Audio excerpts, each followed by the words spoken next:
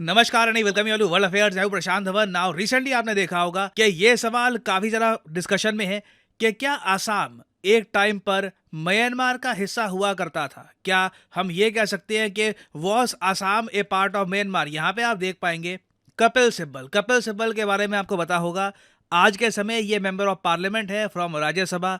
एक टाइम पर जब यूपीए की गवर्नमेंट थी, ये बहुत सारी मिनिस्ट्री संभाल चुके हैं। Ministry of science, human development ministry, IT ministry, law minister भी ये रह चुके हैं। बहुत सारा एक्सपीरियंस है इनके पास और साथ ही साथ ये सुप्रीम कोर्ट में एक वकील भी है। तो अभी रिसेंटली क्या हुआ कि सुप्रीम कोर्ट में एक हियरिंग चल रही थी over the citizenship act of 1955। Basically बहुत ज़्यादा सिंपल भाषा में अगर मैं आपको बताऊं तो सुप्रीम कोर्ट में इस बात पर हियरिंग चल रही थी कि आसाम में जो रोहिंग्या है उनका हम क्या करें, क्या वो वहां पर बिलोंग करते हैं, नहीं बिलोंग करते। तो उसी दौरान ना कपिल सिब्बल साहब ने सुप्रीम कोर्ट को एक एग्जाम्पल के तौर पर यह बताया कि देखो आसाम में कब कौन आया, कहां से आया, ये ट्रेस करने के लिए जाएंगे तो बहुत ही कॉम्प्लिकेटेड प्रोसेस हो जाएगा। आसाम की हिस्ट्री इतनी पुरानी है। क्या आप लोग जानते हैं कि एक टाइम पर आसाम म्यांमार का पार्ट हुआ करता था। तो कौन कहेगा कि कौन कहां से आया है, किसकी माइग्रेशन कैसे हुई है।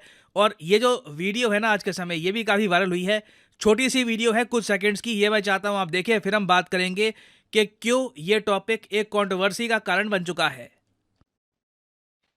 No migration can ever be met. And if you look at the history of Assam, you'll realize that it's impossible to figure out who came when. Assam originally was a part of Myanmar. And it was way back in 1824, after the British Mullahs conquered a part of it, that a treaty was entered into by which Assam was handed over to the British. And I'm talking about 1826, 1824, 1826. Now again मैं एक बात clear कर दूं, ये मत assume कर लेना कि सुप्रीम कोर्ट में इस बात पर बातचीत हो रही थी कि आसाम भारत का हिस्सा है या नहीं। ये टॉपिक नहीं था। टॉपिक रोहिंग्यास के जो इशू है आसाम में, उसका चल रहा था। मेन देखिए यहाँ पे उन्होंने एग्जाम्पल दिया है कि माइग्रेशन कभी आप मैप नहीं कर सकते। सिब्बल साहब ने कहा कि अब आसाम एक टाइम पर ओरिजिनली, इन्होंने ये जो लाइन यूज करी है ना कि आसाम ओरिजिनली म्यांमार का हिस्सा था, ये सुनकर कई लोगों ने आपत्ति जताई है। पर्टिकुलरली आसाम के ही चीफ मिनिस्टर ने। यहाँ पे आप देख पाएंगे आसाम के जो चीफ मिनिस्टर हैं हिमंता बिस्वास, इन्होंने ये कहा है कि अगर आपको आसाम के बारे में पता नहीं है तो आपको बोलना नहीं चाहिए। और आप अगर हिस्टोरिकल कंटेक्स्ट में बोलो ना तो ये कहना कि आसाम ओरिजिनली म्यांमार का पार्ट था, ये बहुत एक्यूरेट स्टेटमेंट नहीं है। क्योंकि अगर हम हिस्ट्री देखें कि आसाम के साथ हुआ क्या था, कब ये म्यांमार के अंडर आया और कैसे, मतलब आप कह लीजिए कुछ ही सालों में ब्रिटिशर्स ने इसे ब्रिटिश इंडिया का पार्ट बना लिया था ना। तो ये अगर आप कहोगे कि Assam was originally part of Myanmar, ऐसे लगता है कि हमेशा से ही म्यांमार का एक बड़ा एम्पायर हुआ करता था, उसमें आसाम आता रहा, विच इज नॉट करेक्ट।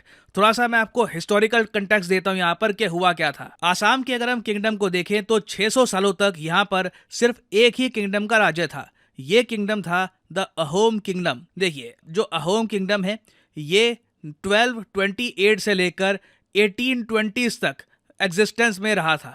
ये एक आलीशान किंगडम था आप कह सकते हैं, क्योंकि even though northern India, western India, even central India आप कह सकते हैं बहुत हद तक मुगल एक्सपेंशन के अंडर आ चुका था, मगर नॉर्थ ईस्ट में मुगलों की एंट्री कभी प्रॉपरली हो नहीं पाई because of the Ahom kingdom. Ahom kingdom ने कई बार मुगल्स को हरा दिया था वॉर में, और यही टेस्टमेंट है इस किंगडम की कि 600 साल तक इस रीजन को इंडिपेंडेंस, आप कह लीजिए कंप्लीट इंडिपेंडेंस थी अंडर द अहोम किंगडम। ये 600 सालों तक कॉलोनाइज हुआ नहीं अंटिल द 1820s केम। और ये बात बोलना, सिर्फ शब्दों में बोलना कि मुगल एम्पायर से आसाम को बचा के रखा अहोम किंगडम ने, ये जो वर्ड्स है ना ये सिंपली डिस्क्राइब नहीं करते कि इसमें कितना एफर्ट लगा होगा।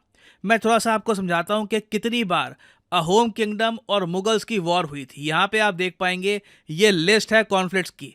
मुगल्स ने कई बार कोशिश करी। 1615 में एक इनका कैंपेन हुआ था, अहोम मुगल वॉर हुई थी। यहाँ पर अहोम किंगडम की डिसाइसिव जीत हुई। उसके बाद आप देखोगे लगातार 6 बार अहोम किंगडम ने लगातार मुगल साम्राज्य को हराया। फिर उसके बाद देखिए स्थिति ऐसी भी हो गई थी 1619 तक, जब अहोम किंगडम थोड़ा सा आगे बढ़ा और मुगल्स की जो टेरिटरी थी ये इन्होंने कैप्चर करने की कोशिश करी, बट यहाँ पे थोड़े से ये असफल हुए थे। जो इनके मिलिट्री ऑब्जेक्टिव से ये कंप्लीट नहीं हो पाए। बट ओवरऑल आप देखोगे ना, बहुत सारी वॉर्स, बहुत सारी कॉन्फ्लिक्ट्स हुई थी मुगल साम्राज्य और अहोम किंगडम के अंडर। एक के बाद एक मुगल किंग्स आए, बट अहोम किंगडम अपनी जगह बना रहा। ये छोटी बात नहीं है, it is an achievement in its own right. और हाँ बिल्कुल, मुझे ये भी बोलना पड़ेगा, एक साम्राज्य हमेशा बहुत ज्यादा स्ट्रांग नहीं रहेगा। 600 साल आप इमेजिन कर सकते हैं, 600 साल के बाद इवेंचुअली कहीं ना कहीं वीकनेसेस आती हैं, और अहोम किंगडम के साथ भी यही हुआ था 1817 में। जी हाँ, अब हम 19th सेंचुरी में आ चुके हैं। तो 19th सेंचुरी की अगर हम बात करें तो 1817 में क्या होता है कि बर्मा, जो आज के समय म्यांमार देश है ना, म्यांमार देश, इसका पुराना नाम है बर्मा। तो जो इनका किंगडम है उसको हम कहते हैं बर्मीज किंगडम।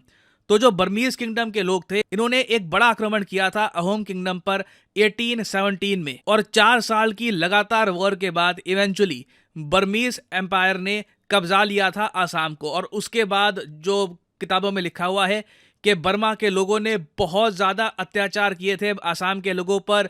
जो इसका डिस्क्रिप्शन है ये मैं आपको बता नहीं सकता, क्योंकि I don't think YouTube will allow this. But eventually 1821 तक आप कह सकते हैं कि बर्मीज ने कब्जा कर आसाम को अपने अंडर कर लिया था। नाउ ये जो इनका आप कह लो ऑक्यूपेशन है ना, ये 10 साल भी नहीं चला था। जो हिस्ट्री में आप अगर देखें बहुत कम है, क्योंकि 1821 में इन्होंने कब्जाया आसाम, और फिर क्या होता है कि 1826 में ट्रीटी ऑफ यांदाबो साइन होती है ईस्ट इंडिया कंपनी और किंग ऑफ बर्मा के अंडर, जिसके अंडर वो कहते हैं कि ठीक है, जो बर्मीज लोग हैं वो आसाम में अपनी ऑक्यूपेशन खत्म कर देंगे, वो लोग पीछे चले जाएंगे। तो गिनती के 5 साल तक आसाम इनके अंडर था। तो क्या हम ये कह सकते हैं इस बेसिस पर कि आसाम ओरिजिनली बिलोंग करता है म्यांमार को? ये क्वेश्चन यहाँ पे ऑफ कोर्स मैं आपसे पूछूंगा।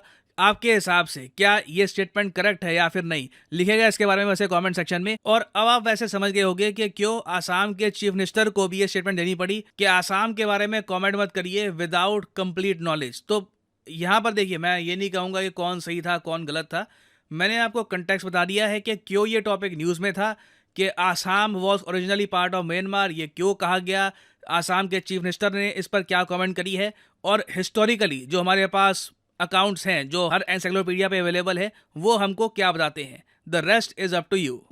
और अनअकैडमी को 8 साल हो चुके हैं, इट्स क्वाइट नाइस। यहाँ पे आप देख पाएंगे details. So this is the end of the video, thanks for listening and as always may the gods watch over you.